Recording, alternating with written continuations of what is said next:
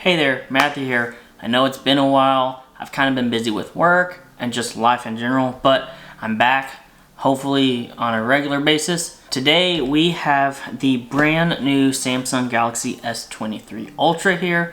I'm really excited. The last Samsung device I guess I used was the S21 Ultra, so it's going to be pretty good. I skipped the 22. I didn't really feel that having that Note experience was worth the upgrade. However, the reason why I got this wasn't just because I really wanted the newest Samsung phone and because I wanted to bring you guys a video, but I've been having an issue with my Pixel 7 Pro here.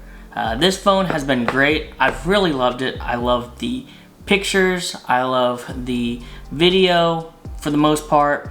I really do love this phone. I love the stock Android experience. However, one big issue I had was that with this phone, I'll be walking around town or wherever at work, just watching videos on YouTube, and all of a sudden, even though it says I have 5G or 5G plus or even LTE, all of a sudden my internet, it will say no internet connection. And it was really just weird. Sometimes it would happen even while I was driving using my GPS, and I would have to either put my phone in airplane mode and wait for a few minutes, or I would just have to totally restart my phone. And for me, that's just not ideal. I don't want to have to restart my phone constantly. It happened multiple times a day. Sometimes within a 30-minute period, it happened 3 times. So it was just gotten to the point where I was like, you know, I'm gonna try the Samsung S23 Ultra. Again, I really do love this phone. It is one of my favorite phones I've had. I love all the smarts and everything. So don't take this as, oh, he hates the Google Pixel 7 Pro. I love this phone. Just that one issue, I thought maybe with updates and stuff like that, maybe it would get fixed with network connectivity updates, it would get fixed, but it just hasn't. So until they fix that, I'm probably not coming back to this phone unless I'm able to use Wi-Fi and all that. But other than that, I love this phone. But enough of that. I decided to get the brand new Samsung Galaxy S23 Ultra here, and I'm very excited to unbox this and give a first impression. So stay tuned.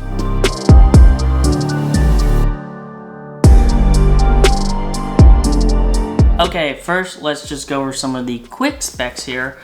This is rocking the new Snapdragon 8 Gen 2 chipset, but it's also the 8 Gen 2 for Samsung, or optimized for Samsung. So this should be a bit more powerful than the Snapdragon 8 Gen 2 regular that, let's say, is in the new OnePlus 11 phone and stuff like that. So this is optimized for the Samsung phones, and new this year is that there is no longer an Exynos version. So if you live in, let's say, I believe it's Europe or Africa, I believe, or India, I don't remember. There's another area where they only got the Exynos version, and in my opinion, and from what I've seen in the benchmarks, the Exynos version was always a step down from the Snapdragon version. So luckily this year, if no matter where you live, you're going to get the Snapdragon 8 Gen 2 for Samsung chipset. So that's also really cool. This comes in a 256 gigabyte version. No longer do we have the 128 gigabyte version, so that's really cool that at least the base storage starts at 256. However, with that 256, you do only get the 8 gigs of RAM.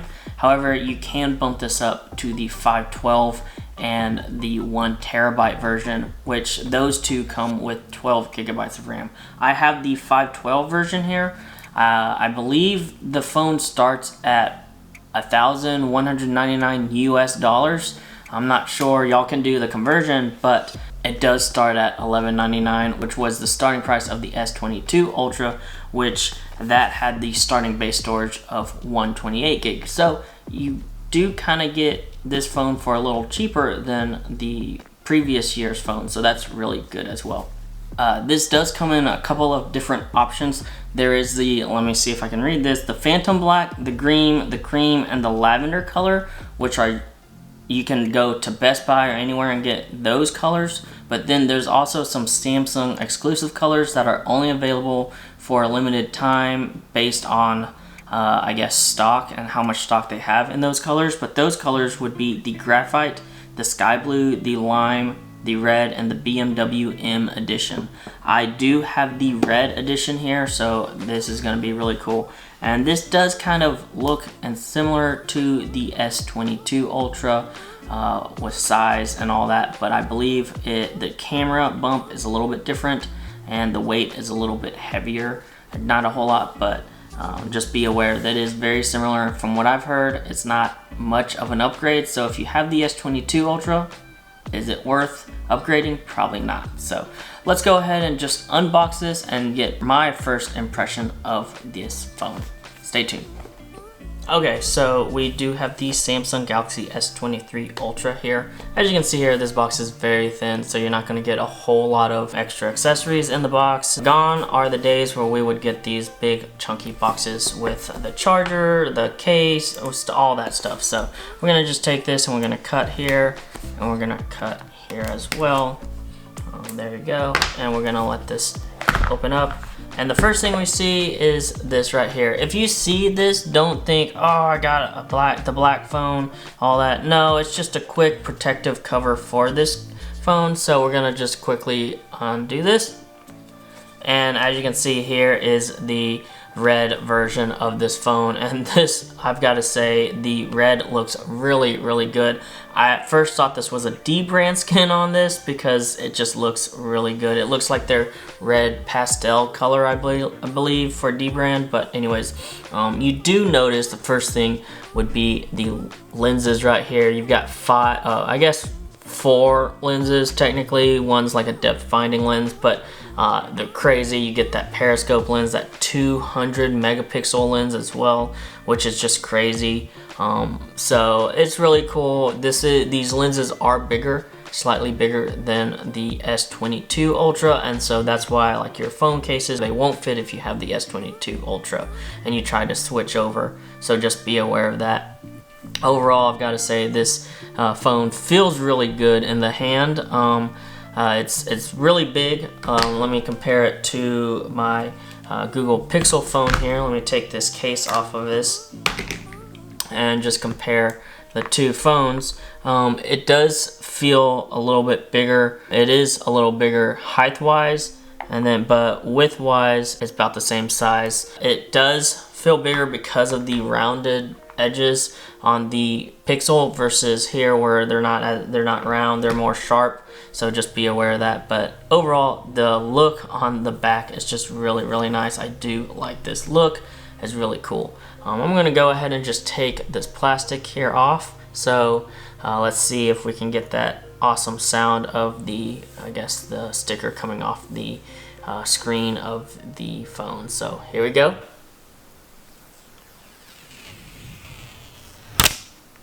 And just like that, we do have the sticker off the phone. And this phone looks really, really nice. I believe there's some stickers off the sides here as well, so just be aware. I can just feel them. So give me a minute and I will go ahead and take these off, and then we will come back.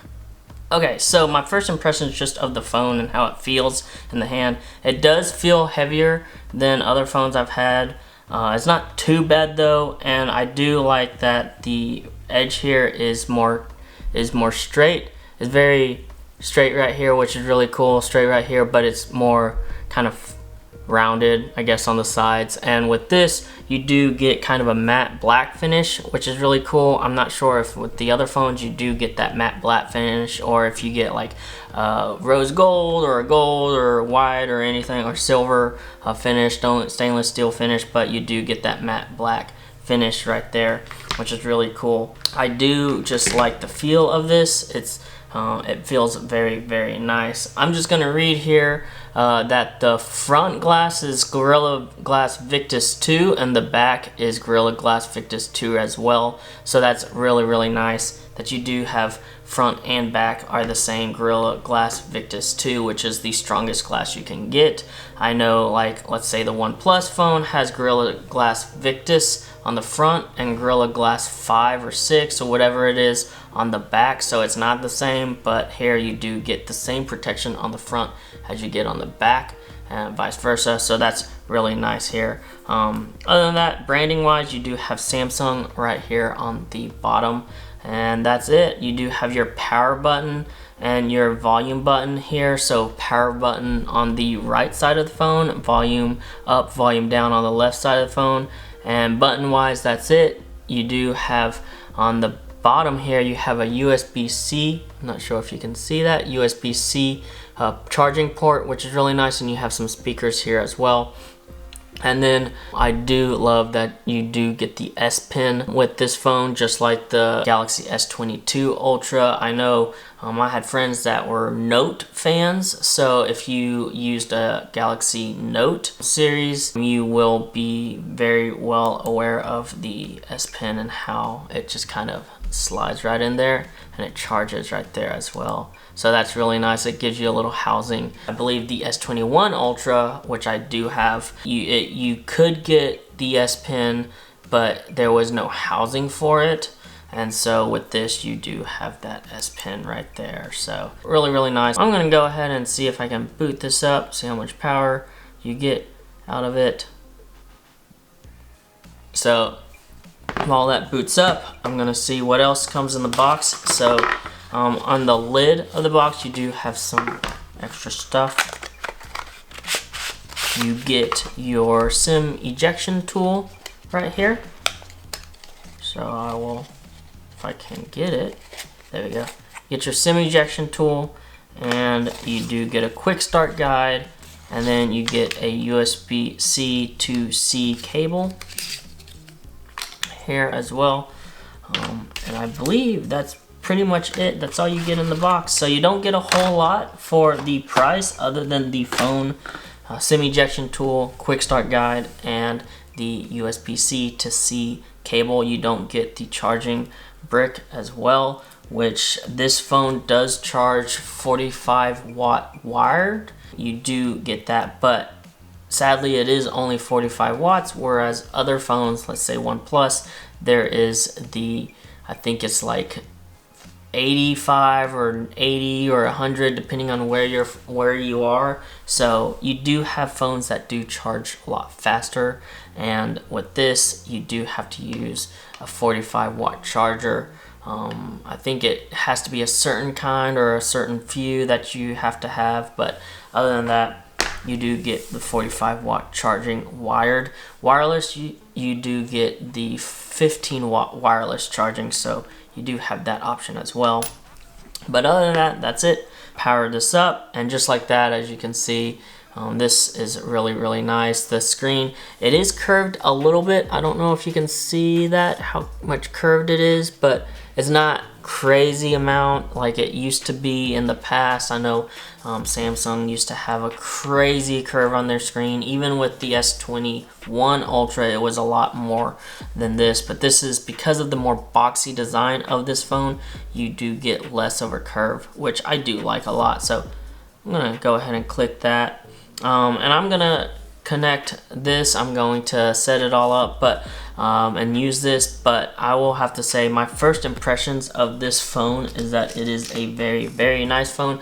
I'm not gonna rock this phone naked because I really don't want to break it, but I will use a case that I found on Amazon. I'll see if I can link this case to the video.